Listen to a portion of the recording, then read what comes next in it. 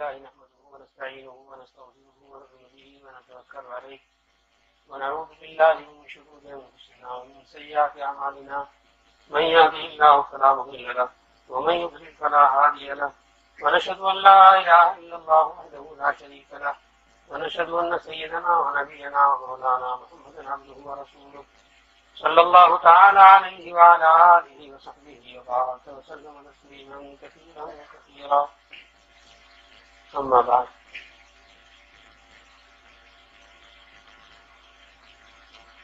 اس وقت آپ کے سامنے جس طالب علم نے نعت پڑھی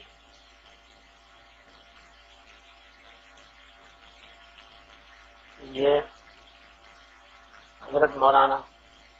شیخ الحدیث مولانا احمد اللہ صاحب جامعہ حسینیہ رامدی رحمۃ اللہ علیہ کے نواسے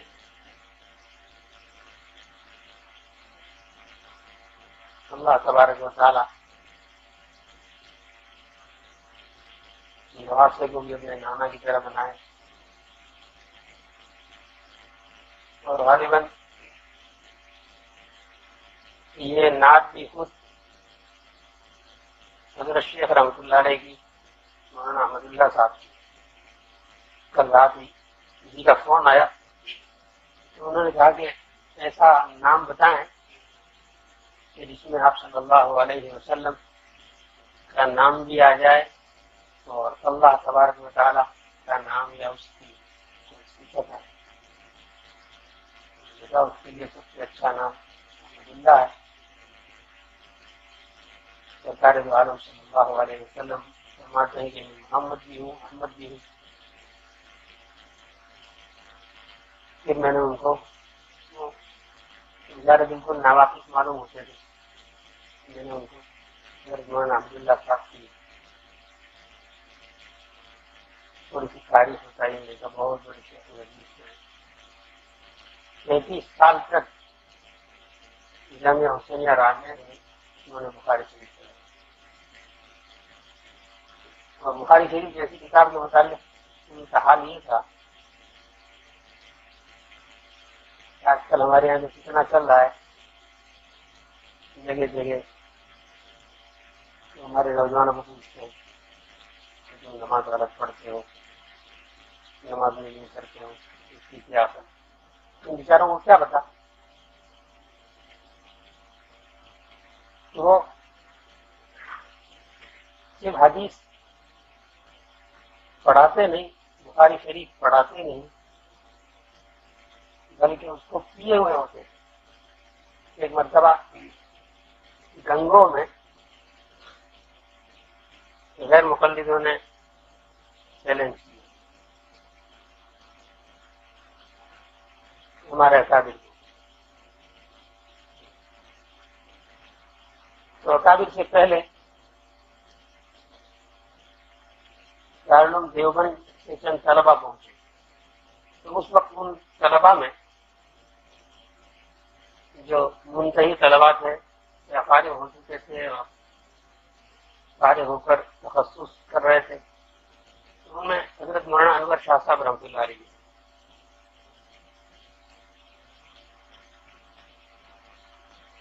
تو وہاں عشاء کے بعد قبل اس کے کہ اور اکابر اور بزرگ پہنچے یہ نوجوان پہنچ گئے اور انہوں نے بات چیت شروع کر دی.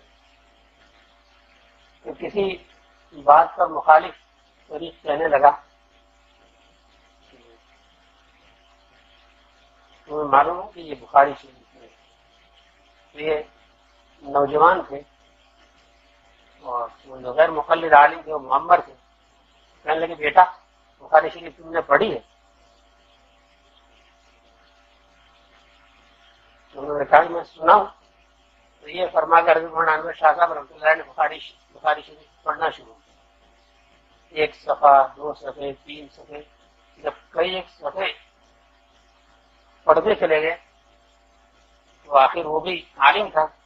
بیچارہ اسٹیج کو شروع کر کے سیدھا چلا گیا. اس نے کبھی سوچا بھی نہیں تھا کہ اس طرح بخاری شریف کے بھی حافظ ہوتے ہیں. تو حضرت مولانا احمد اللہ صاحب نور اللہ مرقدہ کا حال یہ تھا کہ حضرت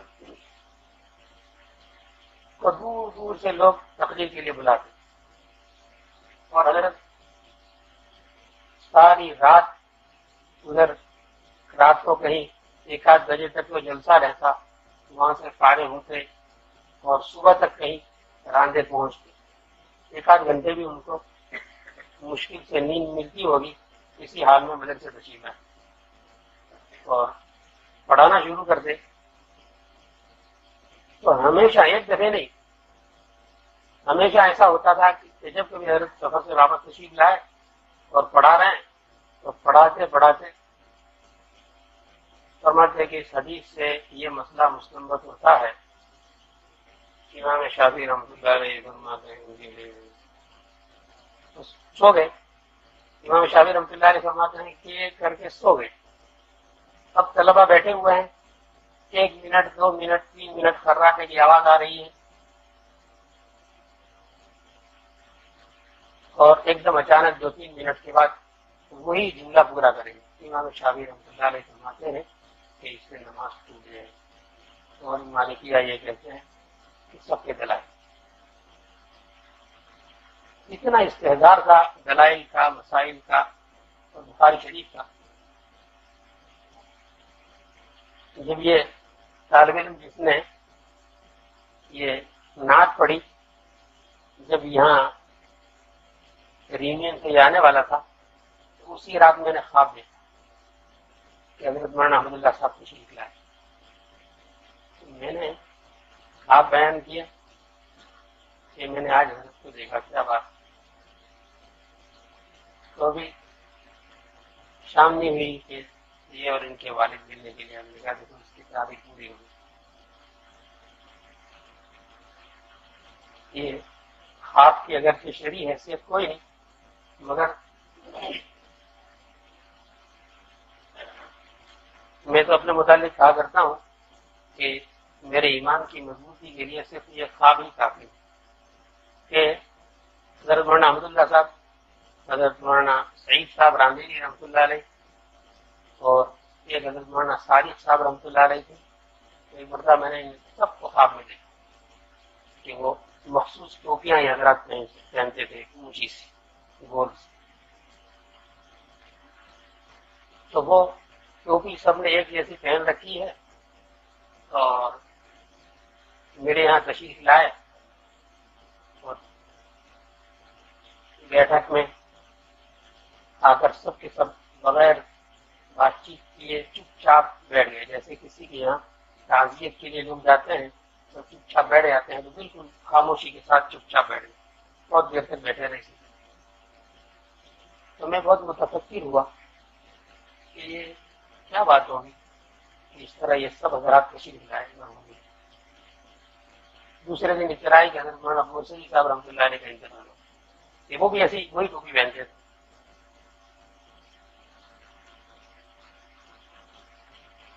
تو ایمان کا خواب سے اس طرح تعلق کہ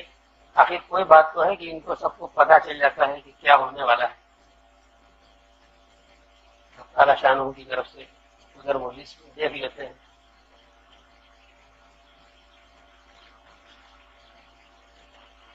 حضرت مولانا احمد اللہ صاحب رحمۃ اللہ علیہ کی طرح سے ہمارا اکابر میں حضرت مولانا اسلام اللہ صاحب رحمۃ اللہ علیہ نے 16 سال تک ہمارے بخاری شریف پڑھائی. انہیں کے متعلق گزشتہ کل ہی ان کے صاحبزادے نے مجھے بتایا کہ ان کے گھر ولادت ہونے والی تھی تو حضرت مولانا اسلام اللہ صاحب رحمۃ اللہ علیہ کو ان کے گھر والوں نے خواب میں دیکھا اور بیٹے کا نام بھی دے رہے ہیں اور ساتھ بتا رہے ہیں کہ اصول الحق آنے والا ہے. 1 ہفتے کے بعد بیٹے کی ولادت ہوگی. تو ایک عجیب اندر اندر سلسلہ ہے. یہاں سے ہم کو کچھ نظر نہیں آتا، جن کی آنکھیں ہوتی ہیں وہ تو کچھ دیکھ لیتے ہوں گے، مگر ہمیں ان ظاہری آنکھوں سے کوئی چیز نظر نہیں آتی، مگر تعالیٰ شانہ کا پورا نظام ہے، پورا سلسلہ ہے، اور تعالیٰ شانہ ہماری دل کی آنکھیں کھول دے، ہم بھی بہت کچھ دیکھ سکتے ہیں۔ آج کی رات کی صحیح مسلم کے درس کی حدیث جو چل رہی تھی وہ اسی سے متعلق، مجھے انہوں نے بتایا کہ حدیث جبریل چل رہی تھی اور اس میں آج کا سبق تھا مل احسان۔ جبریل امین آ کر سرکار دو عالم صلی اللہ علیہ وسلم سے جو سوال کرتے ہیں اس میں ایک سوال یہ ہے کہ مل احسان، احسان کیا ہے؟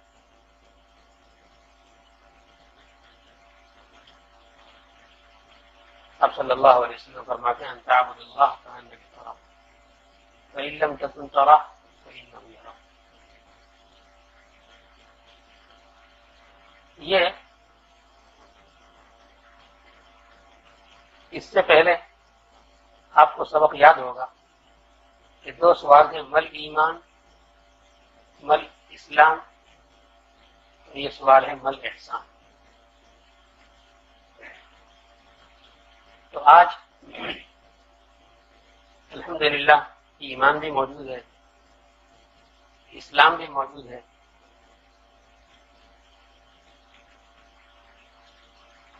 کتنی بڑی تعداد میں دنیا میں مسلمان ہیں، اور عملی طور پر اسلام کو دیکھنے کے لیے آپ دیکھیں کہ دنیا کے کسی کونے میں چلے جائیں وہاں مساجد آباد، ماشاءاللہ آپ کی مسجد کس قدر آباد۔ جب اس مسجد میں نے سب سے پہلا جمعہ پڑھایا، اس کے بعد ہفتے کا دن گزرا، ماشاءاللہ پانچوں نمازیں، اتوار کا دن گزرا،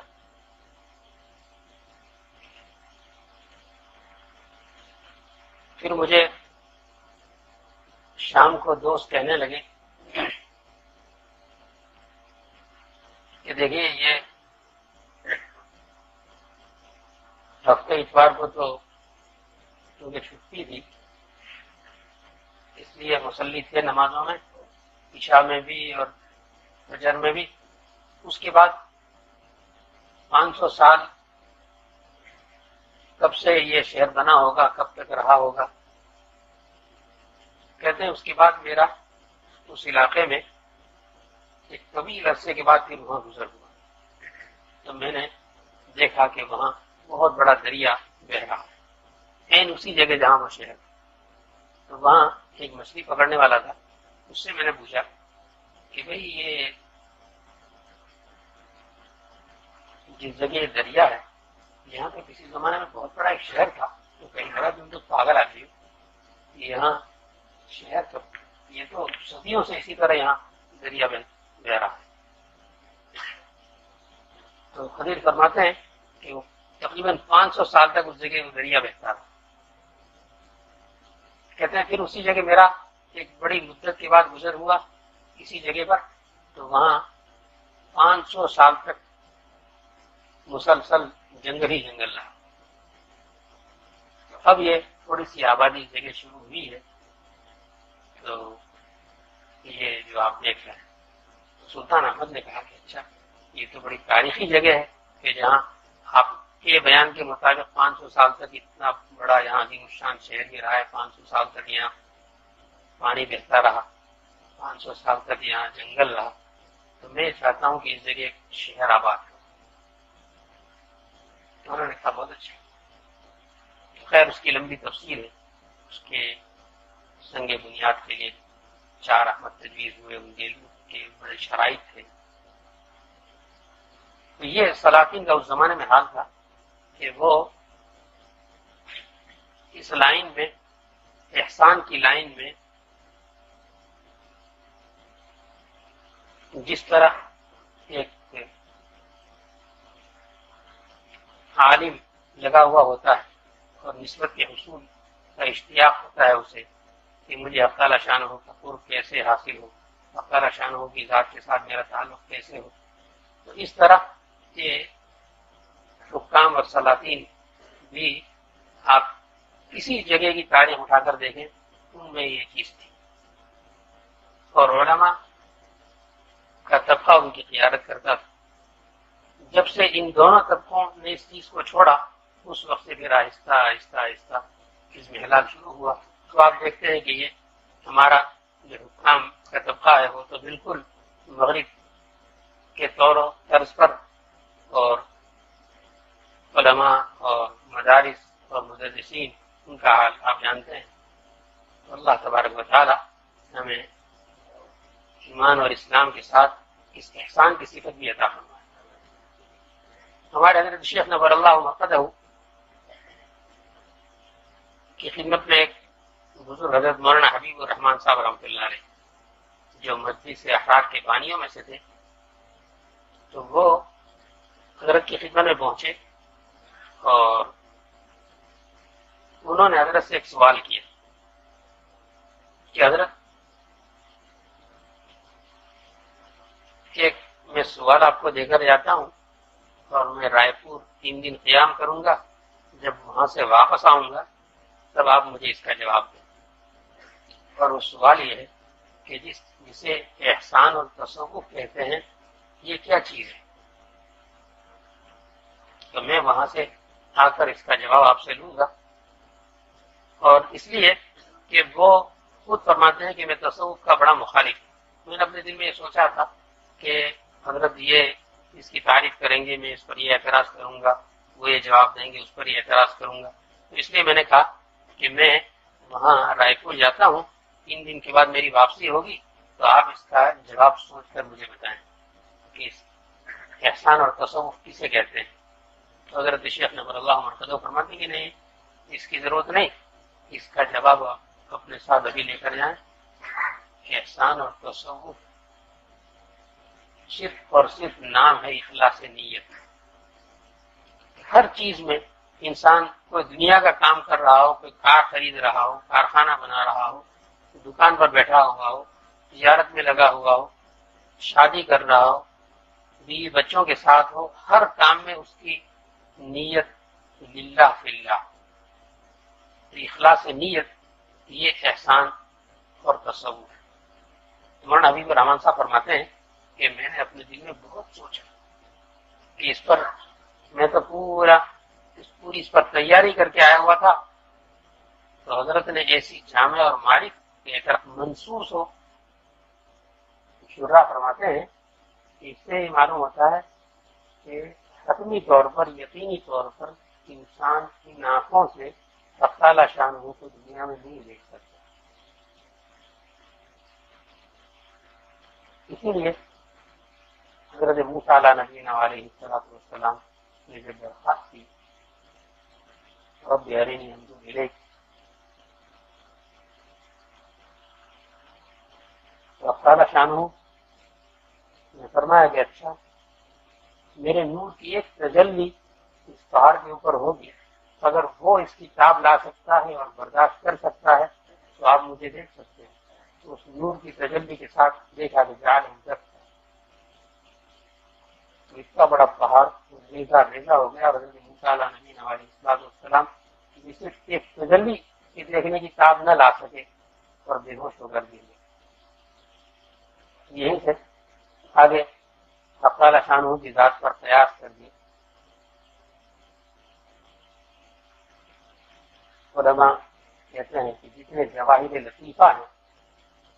جیسے جنات کا میں نے آپ کو قصہ بتایا، تو جناتوں کو بھی انسان دیکھ سکتے ہیں یا نہیں، ملائکہ کو بھی دیکھ سکتے ہیں یا نہیں۔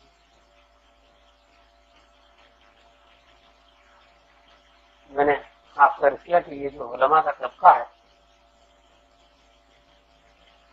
یہ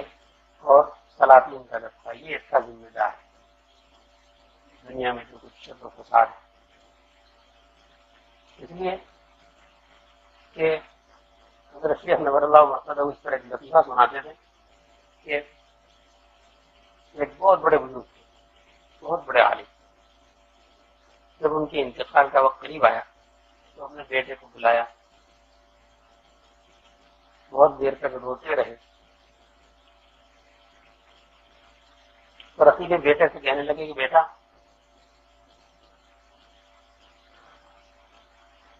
مجھے اس پر رونا آتا ہے کہ اب میں مر جاؤں گا، تو لوگ مجھے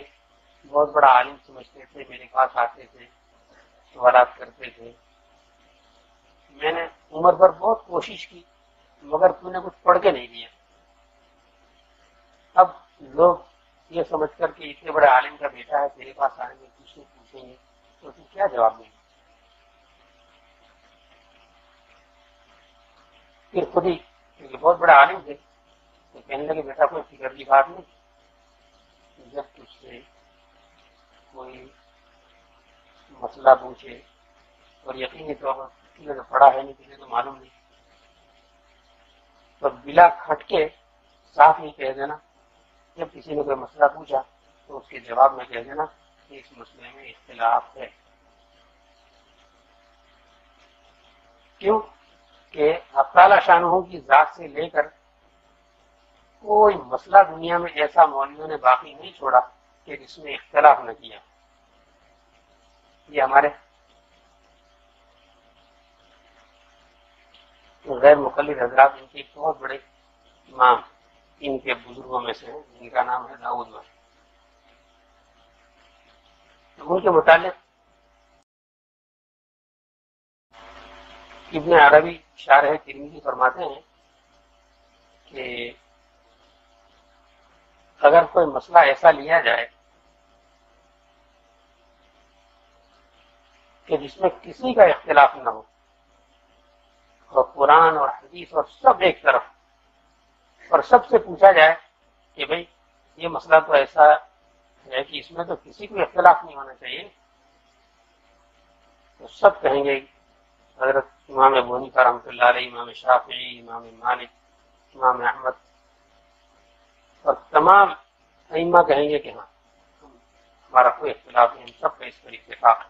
مگر کہتے ہیں کہ یہ انگلی ضرور آپ ٹی وی دیکھ لیں گے، وہ ہیں داؤد ظاہری، کہتے ہیں ہمارا اختلاف۔ تو وہ بزرگ ان کو نصیحت کہتے ہیں کہ بیٹے جب تم سے کوئی مسئلہ پوچھے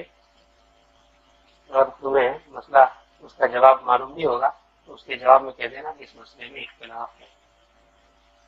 کیوں کہ اللہ تبارک و تعالیٰ کی ذات سے لے کر کوئی مسئلہ دنیا کا ایسا نہیں کہ جس میں اختلاف نہ ہو۔ تو یہ سارا کا سارا جو نقصان ہوا اسی طبقے کی وجہ سے، اور سب سے زیادہ جو نقصان ہوا اسی وجہ سے کہ انہوں نے صفت احسان کو چھوڑا۔ سرکار دو عالم صلی اللہ علیہ وسلم نے تو فرمایا تھا لن تعبد اللہ کانک تراہ فإن لم تکن تراہ فإنہ یراک، کہ تم اللہ تعالی شانہ کی ایسی عبادت کرو کہ گویا کہ تم اس کو دیکھ رہے ہو۔ حضرت شیخ نبر اللہ مرقدہ کو ہم نے سہارنپور میں دیکھا کہ ادھر اشراق کا وقت شروع ہوا اور حضرت نفلوں کی نیت باندھتے تھے، اور اس میں حضرت 10 پارے پڑھتے تھے، اور سردیاں تھی تو حضرت مسجد کے صحن میں باہر آ کر دھوپ میں وہاں مصلی بچھا کر وہاں نماز پڑھتے تھے۔ تقریباً حضرت کو وہ 10 پارے پڑھنے میں 2.5 سے 3 گھنٹے حضرت کو لگتے، تو اس وقت ہم حضرت کے پیچھے وہاں تھوڑی دیر نماز میں رہتے، کوئی قرآن شریف پڑھتے، حضرت کی ڈاک وغیرہ دیکھتے، کوئی اور کام کرتے، تو اس وقت دیکھتے تھے کہ حضرت کا یہ حصہ سارا کا سارا گردن والا جس طرح شہد مکھیوں کا چھتا ہوتا ہے تو اس طرح مکھیاں پورے حصے پر بیٹھی ہوئی ہوتی، ہمیں تو ایک مکھی ہو تو ذرا سی آئی تو چاہے نماز میں ہو تو بھی ہاتھ ہمارے اس طرح چلتا رہے گا، پریشان ہو جاتے ہیں، مگر حضرت کا استغراق اس قدر ہوتا تھا کہ حضرت کو پتہ ہی نہیں ہوتا تھا، اور اس طرح پورے 2.5-3 گھنٹے۔ حضرت مولانا قاسم صاحب نانوتوی رحمۃ اللہ علیہ جو دارالعلوم دیوبند کے بانی، حضرت کے خادم کا بیان ہے کہ حضرت کا معمول ہم نے دیکھا کہ عشاء کی نماز سے فارغ ہو کر لوگ سب کے سب چلے جاتے، مگر حضرت اس وقت بھی مسجد میں نماز میں مشغول ہوتے۔ تو کئی مرتبہ ایسا ہوا کہ میں نے اپنی نماز لمبی کی، تسبیح دیر تک پڑھتا رہا، مگر دیکھا کہ حضرت ابھی نماز میں مشغول ہے۔ تو ایک مرتبہ یہ معلوم کرنے کے لیے کہ حضرت آخر مسجد میں کب تک رہتے ہیں اور کیا کرتے ہیں، یہ معلوم کرنے کے لیے وہ فرماتے ہیں کہ میں نے یہ کیا کہ جہاں پر مسجد کی صفیں کھڑی کی جاتی ہیں، ہندوستان پاکستان میں مسجد کی صفوں کو لپیٹ کر ایک جگہ کھڑا کر دیا جاتا ہے، تو کہتے ہیں میں اس کے پیچھے اس کی اوٹ میں بیٹھ گیا۔ عشاء کی نماز سے فراغت کے بعد تقریباً 1 گھنٹے کے بعد حضرت اپنی نماز سے نفلوں سے فارغ ہوئے اور حضرت نے اچھی طرح مڑ کر دیکھا کہ مسجد میں پیچھے کوئی ہے تو نہیں۔ دیکھ لیا کہ کوئی نہیں ہے تو حضرت اٹھے اور مسجد کا دروازہ اندر سے بند کیا اور اپنی جگہ مصلی پر واپس تشریف لائے اور حضرت نے نماز کی نیت باندھ کر پھر الف میم سے پڑھنا شروع کیا۔ 1 پارہ، 2 پارے، 3 پارے۔ ان کا بیان ہے کہ حضرت مولانا قاسم صاحب نانوتوی رحمۃ اللہ علیہ نے ایک رکعت میں 16 پارے پڑھے اور دوسری رکعت میں باقی 14 پارے۔ تو 2 رکعت میں پورا قرآن شریف حضرت مولانا قاسم صاحب نانوتوی رحمۃ اللہ علیہ ختم کیا کرتے تھے۔ یہ نظرات کی عبادت کا حال ہے، اور آج کل ہم اس سے اپنے حالات کا موازنہ کریں۔ خیر، اللہ تعالی شانہ نے جو احسان کی نعمتیں نظرات کو عطا فرما رکھی تھی، اللہ تعالیٰ سے دعا ہے کہ اللہ تبارک و تعالیٰ ہمیں بھی یہ نعمت عطا فرمائے۔ اور ابھی بھی اس زمانے میں بھی کوشش کریں گے تو اللہ تعالیٰ شانہ کسی کی کوشش کو رائیگاں اور ضائع نہیں کرتے۔ ہمارے طلبہ جن کے متعلق میں نے عرض کیا کہ وہ اعتکاف کرتے ہیں، میں ان کو ترغیب دیا کرتا ہوں کہ دیکھیے ہمارے حضرت شیخ نور اللہ مرقدہ کا معمول یہ تھا کہ حضرت کا معمول رمضان شریف میں قرآن شریف روزانہ 1 قرآن شریف سے زیادہ پڑھنے کا معمول تھا کہ 35 پارے 36 پارے رمضان میں دن اور رات میں حضرت پڑھ لیا کرتے تھے۔ اور ایک رمضان حضرت نے ایسا بھی گزارا کہ جس میں حضرت شیخ حضرت مولانا انعام الرسول صاحب رحمۃ اللہ علیہ اور ایک تیسرے بزرگ تھے، تینوں نے یہ طے کیا کہ ایک رمضان ہمیں ایسا بھی گزارنا چاہیے کہ جس میں حضرت امام ابو حنیفہ رحمۃ اللہ علیہ اور امام شافعی رحمۃ اللہ علیہ کی طرح کہ ان کا معمول یہ تھا کہ وہ دن میں ایک قرآن شریف ختم کرتے تھے اور رات میں ایک قرآن شریف ختم کرتے تھے۔ تو ہم یہ رمضان ایسا گزارتے ہیں کہ اس میں ایک قرآن شریف رات میں ختم کرتے ہیں اور ایک دن میں ختم کرتے ہیں۔ تو اس رمضان میں حضرت شیخ نور اللہ مرقدہ نے 56 قرآن شریف پڑھے۔ تو میں نے کہا کہ یہ تو رمضان کا حال تھا، رمضان کے علاوہ اور عام دنوں میں حضرت کا معمول ساری عمر 10 پارے قرآن شریف کا تھا۔ اور وہ کیسے کہ حضرت پابندی سے ہر نماز کی اذان کے وقت مسجد میں تشریف لے جاتے، نماز سے پہلے 1 پارہ اور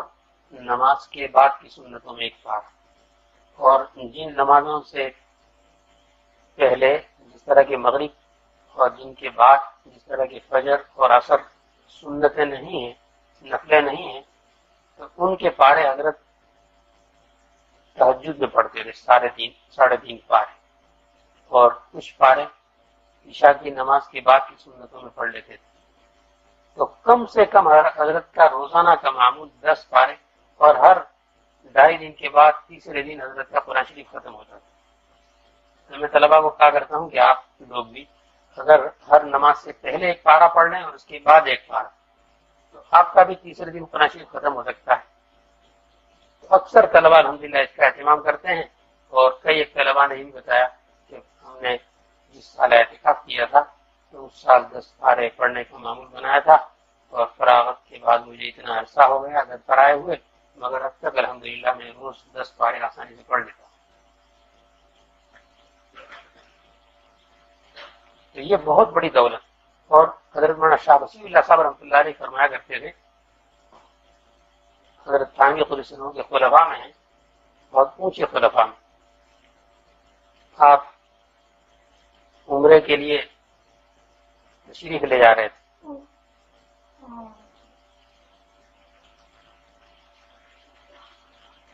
تو سفر سے پہلے حضرت ایک شعر پڑھا کرتے تھے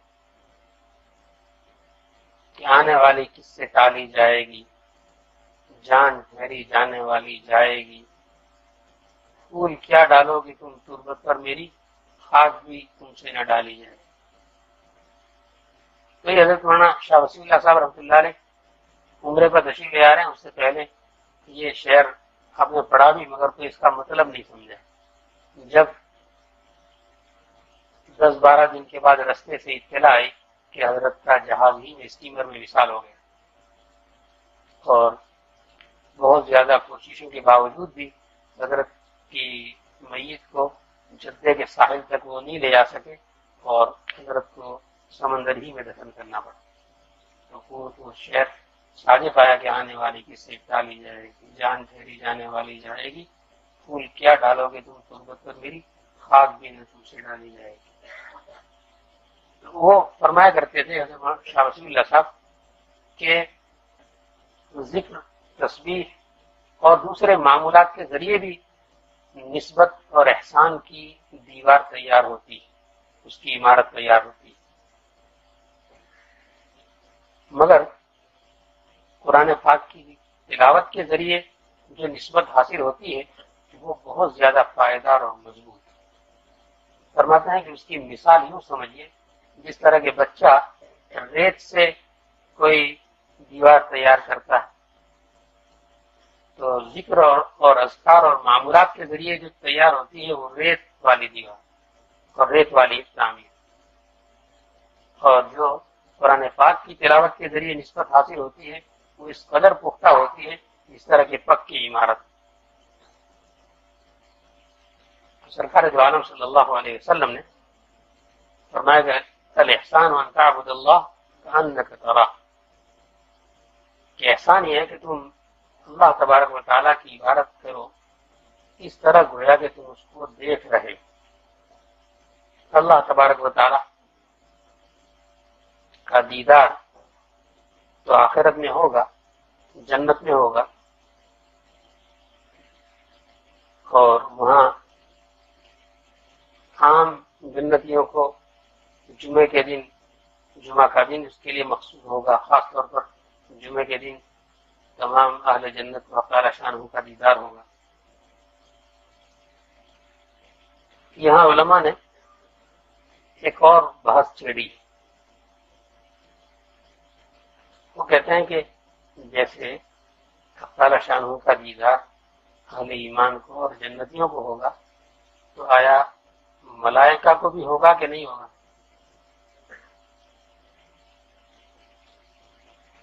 ایک بزرگ گزرے ہیں حضرت مولانا قطب عالم صاحب رحمۃ اللہ علیہ، ان کے ایک صاحبزادے میاں مخدوم، وہ اپنے بزرگ حضرت صدر جہاں رحمۃ اللہ علیہ کی خدمت میں پڑھنے جایا کرتے۔ حضرت مولانا صدر جہاں معقولات منقولات کے بہت بڑے عالم، ان کو یہ تصوف اور مشائخ سے زیادہ تعلق اور انسیت نہیں تھی، بلکہ اعتراض۔ حضرت قطب عالم کے صاحبزادے جب ان کی خدمت میں جاتے تو ان کے ابا کے متعلق کوئی نہ کوئی وہ کلمات کہتے، جس سے ان کو بڑا دکھ ہوتا تھا، مگر والد صاحب ان کو بھیجتے انہی کے پاس پڑھنے کے لیے، تو جانا پڑتا تھا۔ تو ایک مرتبہ انہوں نے حضرت قطب عالم کے متعلق کچھ کلمات کہے، تو جس کی وجہ سے ان کو رونا آ گیا، بہت زیادہ روئے۔ تو صدر جہاں کہنے لگے میں تمہیں روز کچھ نہ کچھ سناتا تو ہوں مگر تم روئے کیوں آج؟ کہنے لگے میں آپ میرے استاد ہیں، اتنے بڑے عالم ہیں، اور مجھے آپ پر حیرت ہے کہ آپ اتنے بڑے شیخ کے فیض سے محروم ہیں کہ جس سے ساری دنیا فیضیاب ہو رہی ہے، اور تم اس سے محروم، بلکہ معترض اور منکر۔ تو مجھے اس پر تمہارے حال پر رونا آتا ہے کہ تم میرے استاد بھی ہیں۔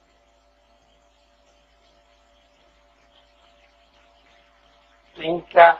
رونا دیکھ کر ان کا دل پسیج گیا۔ وہ کہنے لگے اچھا میں تمہارے ابا کی خدمت میں آ سکتا ہوں، مگر میری چند شرطیں ہیں۔ ایک شرط یہ کہ میں نے سنا ہے کہ وہ ریشمی لباس پہنتے ہیں، ریشمی بستر ان کا ہوتا ہے، تو کم از کم میں جاؤں اس دن میں اس حال میں ان کو نہ دیکھوں کہ مجھ سے نہیں رہا جائے گا اور میں ان کو سب کے سامنے ٹوک دوں گا۔ تو وہ روتے ہوئے کہنے لگے کہ وہ تو فقیر آدمی ہے، ان کو ریشم سے کیا تعلق؟ آپ کو جس طرح کسی نے بیان کر دیا بلا تحقیق آپ نے اس کو مان لیا۔ اور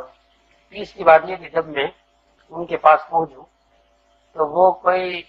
ایسا علمی مسئلہ بیان کریں کہ جو علماء تک بھی نہ جانتے ہوں، اور علماء میں وہ مسئلہ متداول نہ ہو۔ اور چوتھی شرط یہ ہے کہ میں جب ان کی خدمت میں جاؤں تو وہ جو کوئی ان کے پاس جاتا ہے ان کو پیسے دیتے ہیں، ہدایہ دیتے ہیں، اور میں دیکھ رہا ہوں کہ ان کی آمدنی کوئی نہیں، اور یہ ہدایہ وغیرہ اتنا خزانہ ان کے پاس کہاں سے آتا ہے کہ کسی کو ہیرے کی انگوٹھی دے دی، سونے کی انگوٹھی دے دی، کسی کو پیسے دے دیے۔ تو ضرور انہوں نے جن تابع کر رکھا کہ جو دوسروں کے پیسے چرا کر ان کو لا کر دیتے ہیں اور وہ آگے اپنے ماننے والوں کو دیتے ہیں۔ ایک چوتھی شرط میں نے آپ سے کہی تھی کہ میں ہدیہ نہیں لوں گا، اس لیے کہ ان کی آمدنی کا حال مجھے معلوم نہیں، اس لیے میں نہیں لے سکتا، اس لیے آپ ان سے میری طرف سے درخواست کریں کہ میری یہ شرط تھی کہ میں ہدیہ نہیں لوں گا۔ تو انہوں نے جا کر جب عرض کیا تو حضرت خوددارا فرمانے لگے کہ اچھا مولانا آپ اتنے بڑے عالم ہیں،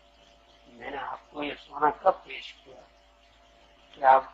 میرے ذمہ تہمت لگا رہے ہو کہ میں نے آپ کو دیا ہے، یا میرا خادم آپ کے پاس کوئی آیا نہیں کہ جس نے آپ کی چادر کے ساتھ اس کو باندھ دیا ہو، آپ اپنی جگہ پر جب سے آئے ہیں تشریف فرما ہوئے، اور جو حق تعالی شان ہو سونے کو اپنی ماضی میں کان میں پیدا کر سکتا ہے تو کسی فقیر کی دعا کے ذریعے آپ کی چادر کے کونے میں اس کو پیدا کر سکتا ہے۔ تو یہ رویت کے اوپر میں نے عرض کیا کہ حق تعالی شان ہو کی رویت ملائکہ کو ہوگی یا نہیں۔ اسی حدیث پر ان تعبد اللہ کأنک تراہ فإن لم تکن تراہ فإنہ یراک۔ آگے سارا مضمون آپ کے مولانا عبدالرحیم صاحب آئندہ سے پورا کریں گے۔ دعا کرنے حق تعالی شان ہو ہمیں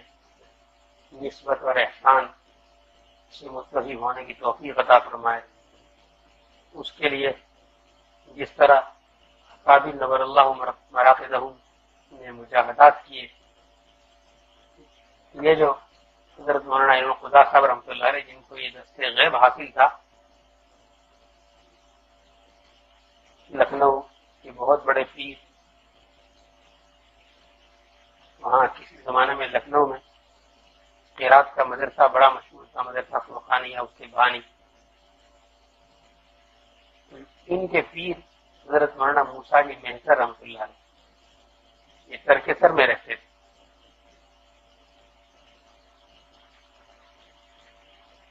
تو مجاہدات اس قدر حضرت کرتے تھے کہ جب حضرت کا معمول سردیوں کی راتوں میں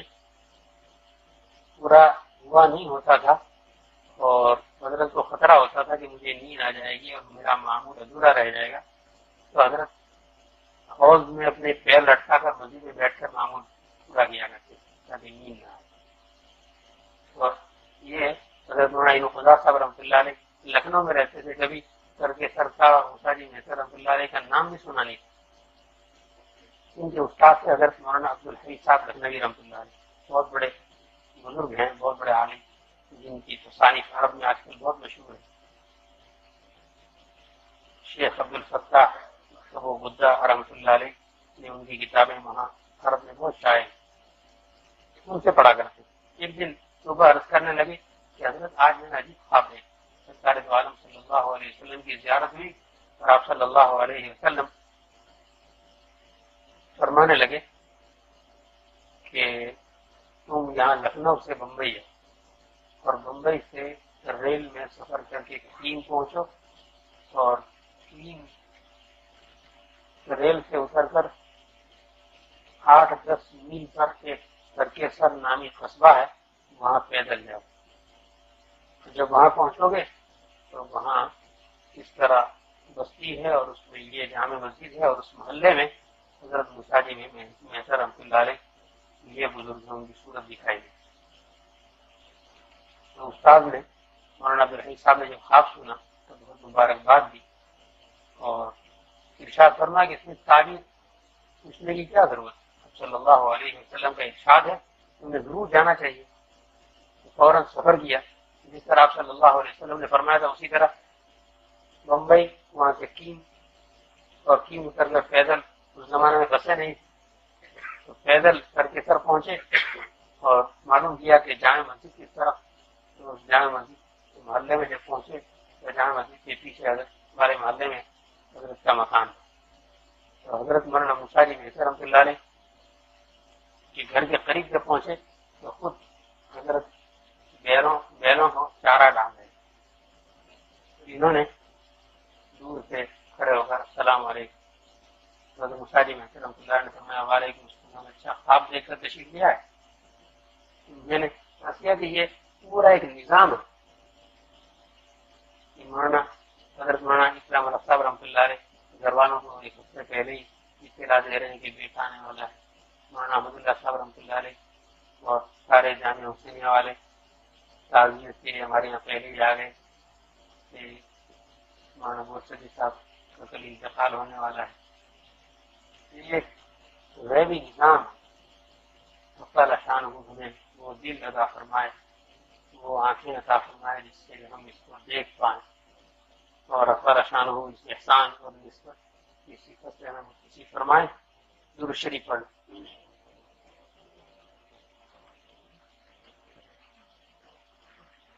اللهم صل على سيدنا